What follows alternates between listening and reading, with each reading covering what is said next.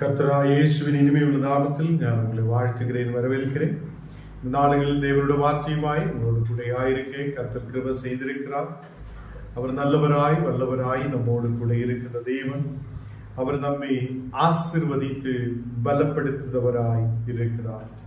கர்த்தருடைய பிள்ளைகளே, ஒரு நாளும் தேவன் நம்மை ஆசீர்வதிக்க பாதுகாக்க அவர் வல்லமையுள்ளவராய் இருக்கிறார். நாம் கண்ணுகளை மூடலாம், ஜெபிக்கலாம். தேவனே, பரிசுத்த பிதாவே, இந்த ராத்திரி வேளையிலப்பா உடைய வசனங்களை தியானிக்க, உடைய வார்த்தைகளை கேட்க நீர் கிருபை செய்திருக்கிறதுக்காக ஸ்தோத்திரம். நீரே பரிசுத்தராய் உண்மையுள்ளவராய் எங்களை வழி நடத்துபவராய் கூட இருக்கிற கிருபைக்காக ஸ்தோத்திரம். தேவனே, அநேக மக்கள் இந்த நாடுகளில் இந்த உலகத்தில் வசனங்கள் கேட்க முடியாது, ஜெபிக்க முடியாது அநேக மக்கள் ஆயிருக்கும் போது எங்களுக்கு இந்த வாக்கியத்தை நீர் கொடுத்திருக்கிற கிருபைக்காக ஸ்தோத்திரம். இந்த நாடுகளில் கர்த்தரே உடைய வார்த்தைகளை தியானிக்கும் போது ஒரு மக்கள் குடும்பங்களிலும் அது ஆசீர்வாதமாய் மாற்றப்பட நீர் கிருபை செய்ததற்காக ஸ்தோத்திரம். உம்முடைய தெய்வீக பிரசனத்தால் நீ தெய்வீக விடுதல் உள்ள மக்களாயிருக்க கிருபை செய்.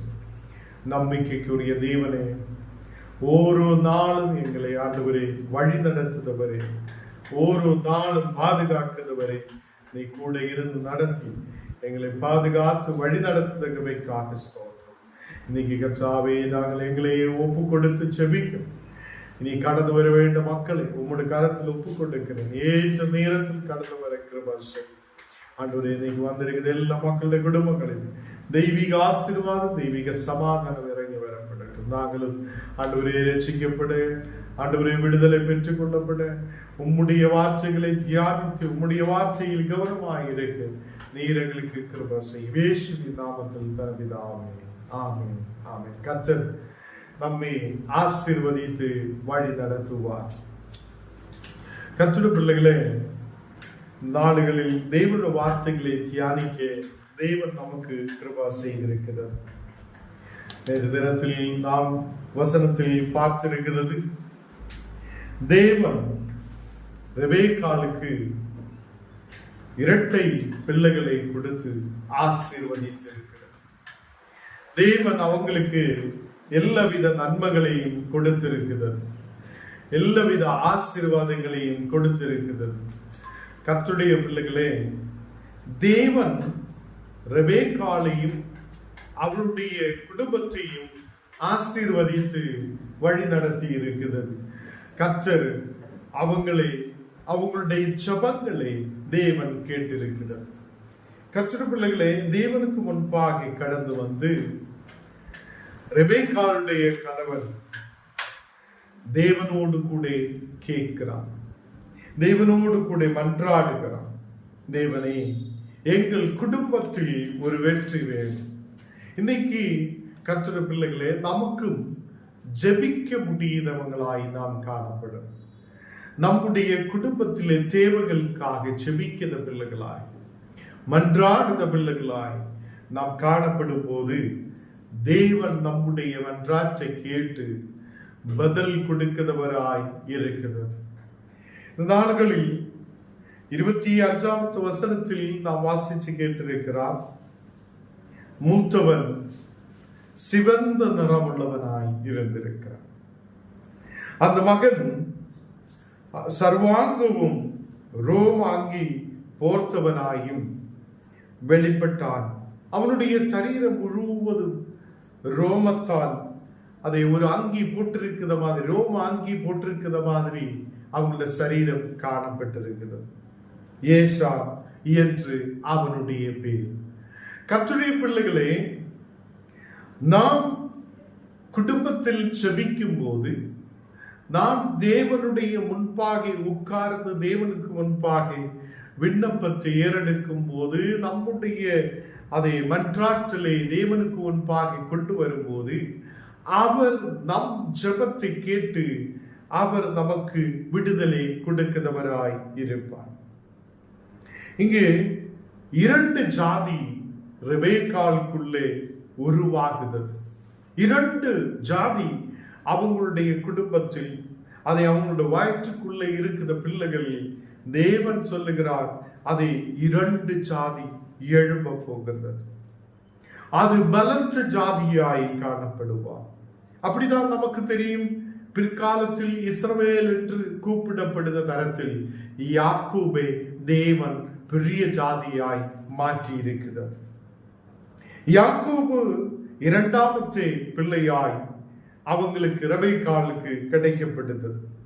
26வது வசனம் வாசிக்கும் போது, ஆதியாகமம் 25ஆம் அதிகாரம் அதில் 26வது வசனம் வாசிக்கும் போது, பின்பு அவன் சகோதரன் கையினாலே ஏசாவினை குதிகால் பிடித்து கொண்டு வெளிப்பட்டான் என்று காணப்படுகிறார்.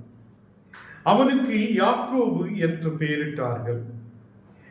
இவர்களை அவர் பெற்ற போது ஈசாக்கு 60 வயசாய் இருந்தார்கள். ஈசாக்குக்கு 60 வயசு இருக்கும் போதுதான் இந்த 2 பிள்ளைகளை அவங்க பெற்றெடுத்திருக்கிறது.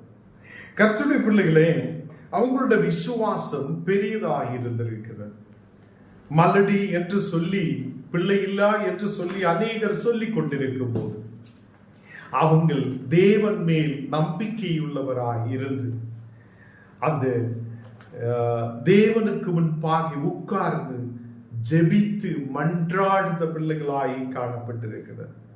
அவங்களோட விசுவாசத்தின்படியே தேவன் அவங்களுக்கு 2 பிள்ளைகளை கொடுத்து தேவன் ஆசீர்வதித்திருக்கிறது. நம்முடைய குடும்பங்களில் அநேகம் தேவைகள் இருக்கலாம், அநேகம் பிரச்சனைகள் எழும்பலாம், அநேக மக்கள் நமக்கு விரோதமாய் எழும்புத சூழ்நிலைகள் உண்டாகலாம். நாம் தேவனுக்கு முன்பாக உட்கார்ந்து ஜெபிக்கிறவங்களாய், தேவனுக்கு முன்பாக உட்கார்ந்து மன்றாடுத பிள்ளைகளாய் இருக்கும்போது தேவன் நமக்காக வழிகளை திறப்பார். ஹல்லேலூயா! எத்தனை பேர் நம்பிக்கை வைக்கிறார்? இன்னைக்கு வியாதிகள் இருக்குது, அநேகர் என்னை கேட்டுக்கொண்டிருக்கிறார். தேவனே, நீர் எனக்கு விடுதலை கொடுக்க உண்மையுள்ள தேவன், நீர் என் குடும்பத்தில் ஒரு விடுதலை அனுப்ப வல்லமை உள்ளவராய் இருக்கிறார் என்று விசுவாசத்தோடு தேவனோடு கூட கேட்கட்டும்.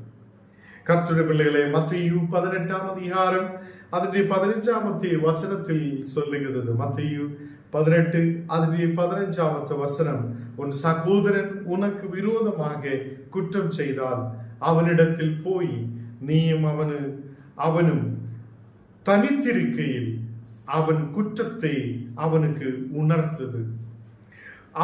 உணர்த்த வேண்டும் என்று சொல்லுகிறார். கர்த்தருடைய பிள்ளைகளே, இன்னைக்கு குடும்பத்தில் நாம் ஆயிருக்கும் போது நமக்கு தெரியும், ரெபெக்காளுக்கும் ஒரு 2 பிள்ளைகள் உருவாகும் போது 2 பேரும் மோதிக்கொண்டிருந்தது என்று காணப்படும். ஒரு மோதல் அங்கு இருந்திருக்கிறது. அவங்க யார் பெரியவர் யார் சின்னவர் என்று சொல்லி ஒரு பிறக்கும் போதும் ஒரு வார்த்தை நமக்கு வேதத்தில் பார்க்க முடியும்.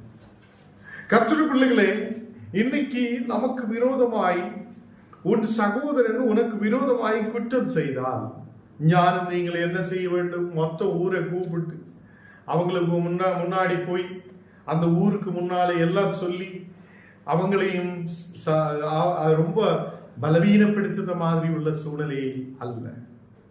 உன் சகோதரன் உனக்கு விரோதமாய் குற்றம் செய்தால் அவனிடத்தில் நீ போக வேண்டும். அவனிடத்தில் நீ போய் நீயும் அவனும் தனித்திருக்கையில், யாரும் அங்கே இல்லாது இருக்கிற நேரத்தில் நீங்க அவனிடத்தில் போய் அவன் குற்றத்தை அவனுக்கு உணர்த்த வேண்டும் என்று சொல்லுகிறான். சில பேர் என்கிட்ட கேட்கும், இந்த வீடுக்கு ஏதாவது பிரச்சனை இருக்குதா? நான் சொல்லுவேன், எந்த பிரச்சனையும் இல்லை. என்னுடைய பிள்ளைகளுக்கு ஏதாவது பிரச்சனை இருக்குதா? நான் சொல்லுவேன், எந்த பிரச்சனையும் இல்லை. என்னன்னா அங்கே ஒரு ஆயிரக்கணக்கிന് மக்கள் உட்கார்ந்துட்டு இருக்கும். நான் ஏதாவது சொல்லி போட்டு நாளைக்கு பிள்ளை போய் ஏதாவது பண்ணிய நமக்கு தான் குறை. கர்த்தருடைய பிள்ளைகளே, இந்த நாளுகளில் தேவனுடைய வார்த்தை சொல்லுது, ஒருவன் நமக்கு விரோதமாய் நம் குடும்பத்தில் எழுப்பி வரும்போது, நமக்கு விரோதமாய் குடும்பத்தில் உன் சகோதரன் எழுப்பும் போது ஊர் ஃபுல்லா சொல்லி என் சகோதரன் இப்படி இருக்கிறார், அவன் சரியில்லை என்று சொல்லிட்டு இருக்கிறவங்களா அல்ல. நாம் அவனுடைய குற்றத்தை, அவன் தனிமையா இருக்கும் போது போய் அவனுடைய குற்றத்தை அவனுக்கு சொல்லி அதை உணர்த்துத மக்களாய் இருக்கணும். இந்த நாடுகளில் தேவ பிள்ளைகளே, நம்முடைய குடும்பங்களில் என்ன நடக்கிறார்? நம்முடைய குடும்பங்கள் இன்னைக்கு ஒரு சின்ன விஷயம் கிடைச்ச போதும் ஃபுல்லா ஒரு 10 நாளத்தைக்கு அந்த ஊர் ஃபுல்லா ஒரு டிவி சீரியல் ஓடுத மாதிரி நம்ம ஓட்டும். என்னுடைய பிரதர் இப்படிதான் இருக்கிறார், என்னுடைய மனைவி இப்படித்தான் இருக்கிறார், என்னுடைய கணவன் இப்படிதான் இருக்கிறார், என்னுடைய பிள்ளைகள் இப்படிதான் இருக்கிறார் என்று சொல்லி ஊர் ஃபுல்லா சொல்லிட்டு நடக்குது அநேக மக்கள் குடும்பத்தில் இருக்கு. தேவன் நாம் இப்படி நடக்கணும் என்று சொல்லி இல்லை. ரெபெக்காளை பாருங்க, பிள்ளைகள் வயிற்றுக்குள்ளேயே மோதிக்கொண்டிருக்கும் போது தேவனிடத்தில் கடந்து செல்கிறார். தேவனே, இது என்ன, ஏன் இப்படி நடக்கிறார் என்று சொல்லி தேவனிடத்தில் கேட்கிறார். அதுதான் நாம் வாசித்து கேட்ட வசனத்தில் அங்கே ரெபெக்காள் போய் 22வது வசனத்தில் அவள் கர்ப்பத்திலே பிள்ளைகள் ஒன்றொன்று மோதிக்கொண்டிருந்தது. அப்பொழுது அவள் இப்படியானால் எனக்கு எப்படியோ என்று சொல்லி கர்த்தரிடத்தில் விசாரிக்க போயிருக்கிறான். அல்லேலூயா. இந்த நாள்களில் அவள் கர்த்தரிடத்தில் போகும்போதுதான் தேவன் சொல்லுகிறார், 2 ஜாதிகள் உன் வயிற்றுக்குள்ளே இருந்து உருவாக போகுது. அப்போ கர்த்தருடைய பிள்ளைகளே, இன்னைக்கு நம்முடைய குடும்பங்களில் சகோதரங்கள் இல்லைன்னா சகோதரிகள் நமக்கு விரோதமாய் ஏதோ ஒரு குற்றம் செய்யும் போது நாம் அவங்களுக்கு விரோதமாய் எழுப்புதவங்களாய் அல்ல, நாம் அவங்களுக்கு மன்னிப்பை கொடுக்கிறவங்களாய் நாம் காணப்படட்டும். அவங்களுடைய குற்றங்களை அவங்களோடு போய் நேரடி சொல்லுதவங்களாய் காணப்படட்டும். இங்கு வசனத்தில் சொல்லும் போது, அவன் உனக்கு செவி கொடுத்தால் உன் சகோதரனை ஆதாயப்படுத்தி கொண்டான் என்று சொல்லுகிறான். நாம் நம்முடைய சகோதரங்களை ஆதாயப்படுத்துதவங்களாய் காணப்படும், அவங்களை தள்ளிவிடுதவங்களாய் அல்ல. சகோதரங்கள் எப்படி வேணாலும் வாழட்டும் என்று சொல்லுதவங்களாய் அல்ல. நாம் இந்த நாளுகளில் குடும்பத்தை குறித்து தியானித்து வருகிறது. நம்முடைய குடும்பங்களில் சகோதரங்களை ஆதாயப்படுத்துத மக்களாய் ஞானம் நீங்களும் காணப்படட்டும். கர்த்தருடைய பிள்ளைகளை, நாம் அவனோடு கூட பேசும்போது, அவளோடு கூட பேசும்போது, அது நாம் சொல்லுத வார்த்தைக்கு அவள் செவி கொடுத்தால் உன் சகோதரனே இல்லைன்னா உன் சகோதரியே நீர் ஆயத்தப்படுத்தி இருக்கிறார். ஏதோ ஒரு பிரச்சனை நடக்கும் போது நீ வேணாம் எதோ வேணாலும் செய், நீ எப்படி வேணாலும் போ என்றெல்லாம் சொல்லி நாம் கிராமங்களில் எல்லாம், பட்டணங்களில், கிராமங்களில் எல்லா இடத்திலும் நாம் இப்படி பேசுற மக்கள் நிறைய இருக்கும். நாம் நம்முடைய சகோதரங்களை ஆதாயப்படுத்துத மக்களாய் காணப்படட்டும். கர்த்தருடைய பிள்ளைகளே, மன்றாற்றை கேட்கிற ஒரு தேவன் உண்டு. நாம் தேவனோடு கூட கேட்கிற ஒரு விஷயங்களுக்கும் தேவன் நமக்கு பதில் கொடுக்கிறது. தேவன் நமக்கு விடுதலை கொடுக்க உண்மை உள்ளவர் என்று நாம் ரெபெக்காளுடைய அந்த குடும்பத்திலிருந்து நாம் வாசிச்சு தியானித்து அந்த வார்த்தைகளை நாம் பெற்றுக் கொண்டிருக்கிறது. இந்த நாடுகளில் நமக்கு நம்முடைய குடும்பங்களில் ஒரு பிரச்சனை வரும்போது நாம் அவங்களை தள்ளிவிடுதவங்களாய் அல்ல, நாம் அவங்களை ஆதாயப்படுத்துத மக்களாய் காணப்படும் போது தேவன் நமக்கு விடுதலை அனுப்புவார். மத்தேயு 18ஆம் அதிகாரம் அதனுடைய 16ஆம் வசனத்தில் சொல்லுகிறது, அவன் செவி கொடாமல் போனால் 2-3 சாட்சிகளுடைய வாக்கினாலே சங்கதிகள் எல்லாம் நிலவரப்படுத்தி ஒருவரை உன்னிடத்தில் கூட்டிக் கொண்டு போ என்று சொல்லுகிறது. கர்த்தருடைய பிள்ளைகளே, அவன் நீ தனிமையா போய் பேசும்போது அந்த சகோதரனோ சகோதரியோ உன்னோட வார்த்தை கேட்காமல் இருந்தால் 2 பேரையோ 3 பேரையோ சாட்சியாய் கூட்டிக் கொண்டு போய் அவனிடத்தில் போய் எல்லாவற்றையும் சொல்ல வேண்டும் என்று தேவனுடைய வார்த்தை சொல்லுகிறது. கர்த்தருடைய பிள்ளைகளே, நாம் 2 பேரு 3 பேரு அவனிடத்தில் போய் சொல்லியும் அவன் கேட்காமல் இருந்தால் சபையாரை யாவரையும் கூட்டிக் கொண்டு போய் அவனோடு கூட பேச, அவன் அதை செவி கொடுத்தால் அவனை நாம் ஆயத்தப்படுத்தி கொண்டிருக்கிறார், அவன் தேவனுடைய நித்திய ஜீவனுக்குள்ளே கடந்து வந்திருக்கிறார் என்று நமக்கு தெரியும். இல்லை விட்டால் நாம் சொல்லியும் சொல்லியும் சொல்லியும் எதுவும் கேட்காமல் இருக்குதுன்னா அவனை அப்படியே தள்ளிவிடுத சூழ்நிலை உருவாகப்படும். கர்த்தர் பிள்ளைகளே, நாளுகளில் நம்முடைய குடும்பங்களிலும் அநேக மக்கள் குடிப்பழக்கங்களுக்குள்ள இருக்கிறது. எவ்வளவு சொல்லியாலும் அந்த பழக்கத்தில் இருந்து வெளியில் வர முடியாது இருக்குது எத்தனையோ மக்கள்.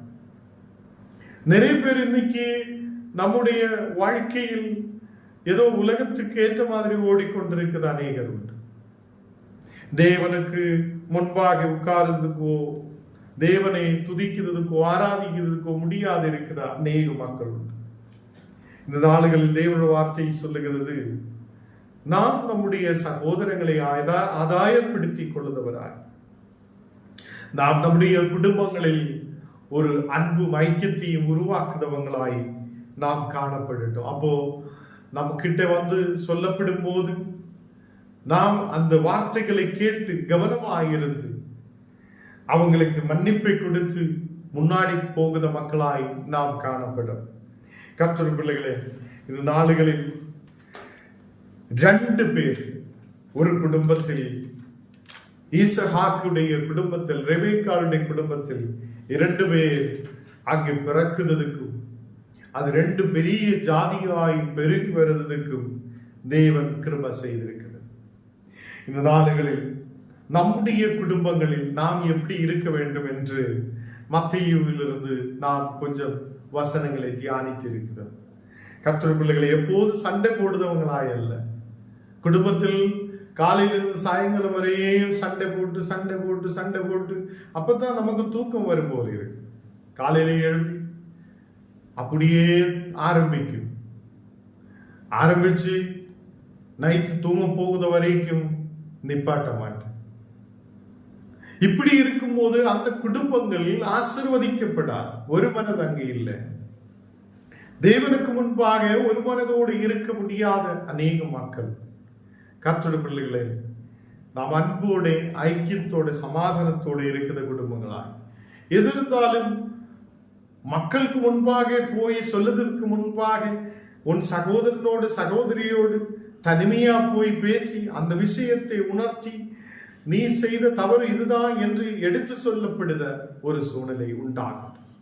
அப்படி நாம் செய்யும் போது அந்த மகன் அதை ஏற்றுக்கொண்டென்றார், அந்த மகள் அந்த விஷயத்தை ஏற்றுக்கொண்டென்றால் நாம் அவங்களை ஆதாயப்படுத்தி இருக்கிறார் என்று தேவனுடைய வார்த்தையை சொல்லுகிறது. கர்த்தருடைய பிள்ளைகளே, இன்னைக்கு கர்த்தர் நம்முடைய ஜெபத்தை கேட்கிறவர். வியாதியோடு பலவீனதையோடு அநேக மக்கள் இருக்கிறது. நமக்கு மனிதர்கள் நம்மை தள்ளிவிடும். ஜெபிக்கிறதுக்காக அநேகரை நாம் கூப்பிடலாம். நிறைய பேர் சொல்லும், எனக்கு நேரம் இல்லை. ஊழியத்துக்காக தேவன் அநேகம் பேரை அழைக்கும். அவங்களுக்கு சொல்லும், எனக்கு நேரம் இல்லை, நான் ஒரு அடக்கத்துக்கு போயிட்டு வரட்டும், அங்க போய் அவங்களை அடக்கம் பண்ணிட்டு வரட்டும், அதுக்கப்புறம் போலாம். இயேசு கூப்பிடும் போதும் அப்படிதான் சொல்லிட்டு இருக்கு. ஞானு வேற ஏதோ ஒரு வேலை இருக்குது, அதுக்கு போயிட்டு வரட்டும், அப்புறம் ஞான் வந்து ஊழிய செய்யலாம் என்று சொல்லுது அநேக மக்கள். கர்த்தருடைய பிள்ளைகளே, தேவன் என்னையும் உங்களையும் இந்த உலகத்தில் வைத்திருக்கிறதில் ஒரு நோக்கம் இருக்குது. நம்முடைய குடும்பங்கள் தேவனுடைய குடும்பங்களாய் மாற்றப்படும். நம்முடைய குடும்பங்கள் தேவனுடைய குடும்பங்களாய் மாற்றப்படும்.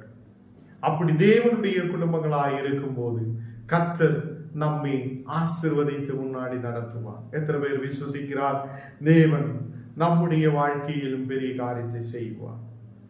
நாம் ரெபெக்காளுடையும் இசகாக்குடையும் குடும்பத்திலே வார்த்தைகளை நாம் கேட்டிருக்கு. மனைவிக்கு ஒரு பிரச்சனை வரும்போது கணவன் போய் தேவனுக்கிட்ட போய் மன்றாடுகிறார். பிள்ளைகளுக்கு ஒரு பிரச்சனை வரும்போது அம்மா போய் தேவனுக்கிட்ட கேட்கிறார், தேவனே நான் என்ன செய்ய வேண்டும்? சகோதரங்களில் ஒரு பிரச்சனை வரும்போதும் நான் ஊரு ஃபுல்லா போய் அவங்களுடைய பிரச்சனையிலே மாட்டி விடாமல் அவங்களோட பிரச்சனையை, அவங்க செய்த தவறை எடுத்து சுட்டி காட்டி அவங்களுக்கு சொல்லி அவங்களை ஆதாயப்படுத்துபவராய் இருக்கணும் என்று இன்னைக்கு தேவன் சொல்லுகிறது. அதான் நிறைய இடத்துல என்ன கூப்பிடும் போது மக்களுக்கு ஏதாவது பிரச்சனை இருக்குதா, நான் சொல்லு எதுவும் இல்லை, எந்த பிரச்சனையும் இல்லை. நமக்கு தெரியும் பிரச்சனை அநேகம் இருக்கும், எடுத்து சொல்லியா ஊரு ஃபுல்லா தெரியும். பின்ன அவங்களுக்கு வாழ முடியாத சூழ்நிலைகள் இருக்கும். அநேக மக்கள் இன்னைக்கு நான் காலையில் ஊழியத்துக்காக கடந்து சென்றிருக்கேன். எல்லா மக்களும் கேட்கிறாங்க, ஐயா பயங்கரமான வெயிலா இருக்குது, எப்படி கடந்து போகும், எப்படி போகும், எப்படி போகும். இன்னைக்கு அநேகர் வெயிலிலும் சூடிலும் கஷ்டத்திலும் நடந்தும் பஸ்ஸிலும் எத்தனையோ ஊழியக்காரர் ஊழியம் செய்கிறார். கிராமங்கள் பட்டணங்கள் தோறும் கடந்து சென்று தேவனுடைய வார்த்தைகளை சொல்லுகிறார். அநேகர் நடந்து போகுத ஊழியக்காரர் இருக்குது. இந்த நாளில் கர்த்தருடைய பிள்ளைகள், தேவன் நமக்கு கொடுத்திருக்கிற நாளில் நம்முடைய குடும்பங்கள் தேவனுக்காக பயன்படுத்த குடும்பங்களாய் மாற்றப்படட்டும். நான் கடந்து சென்ற ஊர்களில் எல்லாம் இன்றைக்கு மக்கள் நல்ல உபசரிப்பை கொடுத்து நல்ல ஜபத்துக்கு ஆயத்தமாய் இருந்த மக்கள். ஒரு அம்மா நான் போயிட்டே இருக்கும்போது வந்து, ஐயா உங்களுக்கு ஏதாவது பார்சல் பண்ணி நான் சாப்பாடு கொடுத்து விடட்டுமா என்று கேட்ட ஒரு அம்மா, ஒரு வயசான ஒரு ஆள். கர்த்தருடைய பிள்ளைகளே, மக்களுடைய அன்பு அவ்வளவு பயங்கரமா இருக்குது. ஏனென்றால் நாம் ஜெபிக்கிறதிலூടെ அவங்கள் ஆசீர்வதிக்கப்பட்டது. அது ஆசீர்வாதத்தை அவங்கள் பெற்றுக்கொண்டதினாலே அவர்கள் நம்மளை மறக்காமல் உபசரிக்க, ஏதாவது நாங்கள் கொடுத்து விடணுமா, ஏதாவது வேணுமா, ஏதாவது உங்களுக்கு கொடுக்கணுமா என்று கேட்கிற ஒரு மனது அந்த மக்களுக்கு இருக்குது. இந்த நாளில் கர்த்தருடைய பிள்ளைகளே, உங்களையும் என்னையும் கர்த்தர் கைவிட மாட்டார். நம்மை ஒருபோதும் கைவிட மாட்டேன். நாம் தேவனோடு கூட பற்றி சேர்ந்து இருக்கட்டும், தேவனோடு கூட இருக்கட்டும். அவர் நம்மை வளர வைப்பார். நம்முடைய படிப்பு, ஞானம், இந்த உலகத்தில் இருக்கிற பலம், நமக்கு இருக்கிற செல்வங்கள் எல்லாம் ஒரு நாள் அழிய போகிறது. நாம் தேவனுடைய வார்த்தையில் நம்பிக்கை உள்ளவராய் இருக்கட்டும். கர்த்தர் ஏற்ற நேரத்தில் உங்களை உயர்த்துவார். ஏற்ற நேரத்தில் உங்களுக்காக யாவையும் சந்திப்பார். ஏற்ற நேரத்தில் உங்களுக்கு விடுதலை கொடுக்க அவர் உண்மையுள்ளவராய் இருக்கிறார். தேவன் நம்மை ஆசீர்வதித்து வழி நடத்துவார். இந்த ராத்திரி வேளை எல்லாரும் கண்ணுகளை மூடலாம், நாம் ஜெபிக்கலாம். தேவன் நமக்கு பெரிய ஆசீர்வாதங்களை கொடுக்க, நல்ல வெற்றியை கொடுக்க அவர் உண்மையுள்ளவராய் இருக்கிறது. நாம் ஜெபிக்கலாம். தேவனே, பரிசுத்த பிதாவே, ராத்திரி வேளையில விசுவாசத்தோடு நம்பிக்கையோடு இந்த மக்கள் கடந்து வந்திருக்கிறார். அநேக வேலைகள் இருந்தும், வீட்டில் அநேகம் காரியங்கள் இருந்தும், தேவனே உம்முடைய வார்த்தைகளை கேட்கலாம் என்று சொல்லி ஆர்வத்தோடு இந்த மக்கள் கடந்து வந்திருக்கும் போது, வாஞ்சையோடு கடந்து வந்திருக்கும் போது, ஆண்டவரே இப்போ இதே நேரத்தில் இந்த மக்களை தொடுதகமைக்காக ஸ்தோத்திரம். உம்முடைய தெய்வீக பிரசன்னம் ஓரோ மக்கள் மேலும் ஊற்றப்படுதகமைக்காக ஸ்தோத்திரம். விசேஷமாக இன்னைக்கப்பா நாங்கள் அந்த மக்களுக்காக ஜெபிக்கும் போது நீர் அந்த இடத்தில் இறங்கி தொடுதகமைக்காக ஸ்தோத்திரம். விடுதல், வெற்றி உண்டாகுதகமைக்காக ஸ்தோத்திரம். இந்த நாடுகளில் கர்த்தாவே, அந்த சோதி சிஸ்டருக்காக, அவங்களுடைய குடும்பத்துக்காக, அந்த பிள்ளையுடைய குடும்பத்தில் கர்த்தருடைய கிருபை இறங்கி செல்லட்டும். அந்த மகளை நீர் ஆசீர்வதிக்கிறதற்காக ஸ்தோத்திரம். ஆ குடும்பத்தையும் அங்கே உள்ள எல்லா மக்களையும் நீர் ஆசீர்வதித்து வல்லப்பட்டு தேவனே ஒரு நல்ல ஒரு விடுதல் உள்ள மக்களாக இருக்க நீர் கிருபை செய்ததுக்காக ஸ்தோத்திரம். உம்முடைய பாதுகாப்பு இருக்கப்பட்ட கிளாரா சிஸ்டருக்காக ஜெபிக்கிறேன். நல்ல ஒரு வேலை வாய்ப்பு நீர் கொடுத்து தேவனே அதற்கான வழிகளை துறந்து கொடுத்து நீர் ஆசீர்வதிக்க தடைகள் இயேசுவின் நாமத்தில் எரிக்கப்படுவதற்காக ஸ்தோத்திரம். இந்த நேரத்தில் கர்த்தாவே, இந்த மக்களுடைய குடும்பத்தில் ஆயிருக்கிற ஓரோ மக்களையும் நீர் ஆசீர்வதிக்கிறதற்காக ஸ்தோத்திரம். அவங்க அம்மா, அவங்களுடைய குடும்பத்தில் ஆயிருக்கிற எல்லா தகப்பனார், தாயார், கணவன், எல்லா மக்களையும் அந்த பிள்ளைகளை நீர் ஆசீர்வதித்து பலப்படுத்து. தேவனே, இந்த மக்கள் விசுவாசத்தோடு நம்பிக்கையோடு வசனங்களை படித்து முன்னாடி வர நீர் கிருபை செய்ததுக்காக ஸ்தோத்திரம். அதே மாதிரி பள்ளி போயிட்டு இருந்து கடந்து வந்து இருக்குது தேவனே, சசி சிஸ்டருக்காக, அவங்களோட குடும்பத்துக்காக தேவனே உம்முடைய கரத்தில் ஒப்பு கொடுத்து ஜெபிக்கிறேன். நீர் கொடுத்த அதே வாக்குத்தத்தத்தின் மேல் நாங்கள் விசுவசிக்கிறேன். இந்த நாடுகளில் இந்த மக்கள் விசுவசித்து முன்னாடி கடந்து செல்ல நீர் கிருபை செய். அவங்களுக்கு ஒரு நல்ல ஒரு வீடு கட்டி எழுப்ப நீர் கிருபை செய். அதுக்கான வழிகளை திறக்கும். அவங்கள கணவனை நீர் ஆசீர்வதித்து பலப்படுத்து. அவங்களுடைய சகோதரங்களுக்காக பிள்ளைகளுக்காக நாங்கள் ஜெபிக்கிறேன். டேவிடுக்காக விசேஷமாய் ஜெபிக்கிறேன். இந்த மகனை நீர் ஆசீர்வதித்து பாதுகாத்து இதுவரையிலும் நடத்தி இருக்கிறதுக்காக ஸ்தோத்திரம். இனிமேலும் பாதுகாத்து வழி நடத்த நல்ல விசுவாசத்தோடு நம்பிக்கையோட முன்னாடி வர நீர் கிருபை செய்ததுக்காக ஸ்தோத்திரம். கொட்டாரத்தில் ஸ்ரீதேவி சிஸ்டருக்காக ஜெபிக்கிறேன். இந்த மகளுடைய சரீரத்தில் இருக்கிற எல்லா பலவீனங்களை நீர் மாற்றிக்கொண்டு ஆரோக்கியத்தை கொண்டு தரம் நல்ல நிலையில் ஆசீர்வாதத்தோடு இருக்க கிருபை செய்யும். ஆண்டவரே, அந்த அம்மாவுக்காக ஜெபிக்கிறேன். அவங்களுக்கு கர்த்தாவே இருக்கிற சரீரத்தின் மேல் இருக்கிற எல்லா வியாதிகள் பலவீனங்கள் மாற்றிக்கொடு. நீர் ஆசீர்வதித்து பலப்படுத்ததுக்காக ஸ்தோத்திரம். உம்முடைய தெய்வீக பிரசனம் மകളുടെ மேல் இறங்கட்ட. எந்த பிரச்சனை இருக்குதோ அது தூதன்மார் அந்த இடத்தில் இறங்கி எல்லாவற்றையும் சுட்டரிக்கிறதுக்காக ஸ்தோத்திரம். மகள் எழுப்பி நிற்க நடக்க கண் பார்வை நேரையாக இருக்கிற வசை. ஆண்டவரே, இந்த நேரத்தில் அப்பா அந்த ஹரி பிரதருக்காக ஜெபிக்கிறேன். மகனை நீர் ஆசீர்வதி. மகனுடைய குடும்பத்தில் இருக்கிற கட பிரச்சனைகளை நீர் மாற்றி கொடு. தேவனே, ஒரு நல்ல விடுதலோடு நல்ல விசுவாசத்தோடு நம்பிக்கையோடு முன்னாடி கடந்து வர நீர் கிருபை செய்யும். கர்த்தர் இருக்கிறார். அவர் என் தேவைகளை சந்திப்பார். அவர் எனக்காக யாவற்றையும் செய்வார் என்ற நம்பிக்கையோடு முன்னாடி கடந்து செல்ல நீர் கிருபை செய்ததுக்காக ஸ்தோத்திரம்.